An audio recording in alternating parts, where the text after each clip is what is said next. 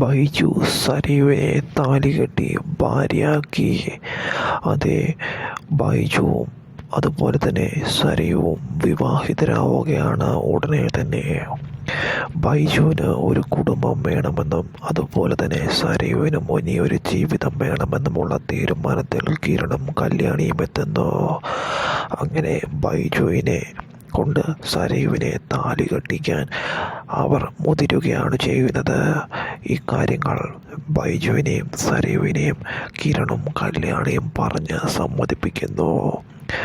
സരയുവിൻ്റെ മാറ്റത്തെ ഉൾക്കൊള്ളാനും സരയുവിനെയും കുഞ്ഞിനെയും സംരക്ഷിക്കാനും ബൈജുവിന് മാത്രമേ ആവുകയുള്ളൂ എന്ന് മനസ്സിലാക്കുന്നതോടുകൂടിയായിരുന്നു ഈ തീരുമാനം.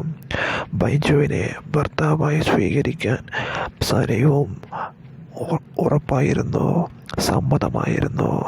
എന്തായാലും അധികം വൈകാതെ തന്നെ ബൈജുവും സരയുവും തമ്മിലുള്ള വിവാഹം മംഗളമായി തന്നെ കിരണും കല്യാണിയും മുന്നിൽ നിന്ന് നടത്തുകയാണ് ചെയ്യുന്നത്.